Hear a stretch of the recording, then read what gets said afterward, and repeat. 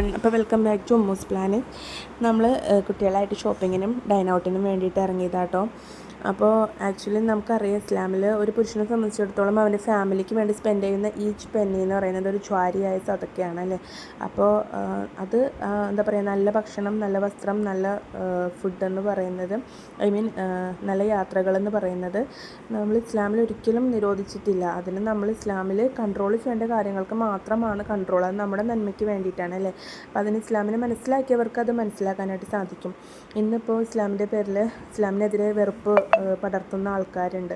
അപ്പോൾ അവർ എന്താ പറയുക, ഇസ്ലാമിനെ മനസ്സിലാക്കാതെ ആണ് ഓരോ കാര്യങ്ങൾ പറയുന്നത്. അപ്പം ഞങ്ങൾ ഇവിടെ ഫുഡ് കഴിക്കാൻ വന്നപ്പോൾ ഇവിടെ പോർക്ക് ഉണ്ടെന്ന് പറഞ്ഞപ്പോൾ നമ്മൾ അവിടെ നിന്ന് സ്കൂട്ടായി. കാരണം നമുക്കറിയാം അത് ഇസ്ലാമിൽ നിഷിദ്ധമാക്കിയിട്ടുള്ള കാര്യമാണല്ലേ. അപ്പോൾ അങ്ങനെ ഇസ്ലാമിനെ മനസ്സിലാക്കാതെ വെറുതെ ഇസ്ലാമിൻ്റെ നാമധാരികളായിട്ടുള്ള ആൾക്കാർ പെഹൽഗാമിൽ ചെയ്ത് കൂട്ടിയ ക്രൂരതയ്ക്ക് ഇസ്ലാമിനെ കുറ്റം പറയുന്നവർ അറിയുന്നില്ല. അതുപോലെ ഇസ്ലാമിലെ എന്താ പറയുക, ഖുറാനിൽ പണ്ടത്തെ സന്ദർഭത്തിൽ പണ്ട് അറേബ്യയിൽ നടന്ന ഒരു വിശ്വാസ വഞ്ചനയ്ക്കെതിരെ അവിശ്വാസികളെ ആ ഒരു കൂട്ടം ഗോത്രക്കാരെ മാത്രം കൊല്ലണമെന്ന് പറഞ്ഞ ആ ഒരു വേഴ്സ് എടുത്തിട്ടിട്ട് ഇപ്പം അതിനെ വളച്ചൊടിക്കുന്നവരും ഉണ്ട്. ഇസ്ലാമിനെതിരെ ഇപ്പം അവസാന നാളാവുമ്പോൾ എന്താ പറയുക, മറ്റു മതസ്ഥർ ഇസ്ലാമിനെ ഉറുമ്പരിക്കുന്ന പോലെ ഉപദ്രവിക്കാനുണ്ടാവും എന്ന് പറഞ്ഞിട്ടുണ്ട്. അതിപ്പോൾ നടന്നുകൊണ്ടിരിക്കുകയാണ് അല്ലേ. അതേപോലെ തന്നെ സൂറത്തുൽ ബുറൂജിൽ നടന്ന കാര്യങ്ങളാണ് നടക്കുമെന്ന് പറഞ്ഞ കാര്യങ്ങളാണ് ഗാസയിലും നടക്കുന്നത്. അപ്പോൾ അല്ലാഹു എല്ലാം നമുക്ക് എളുപ്പമാകട്ടെ എന്ന് ദുആ ചെയ്യാം. അത്രേ ഉള്ളൂ. ടാറ്റ.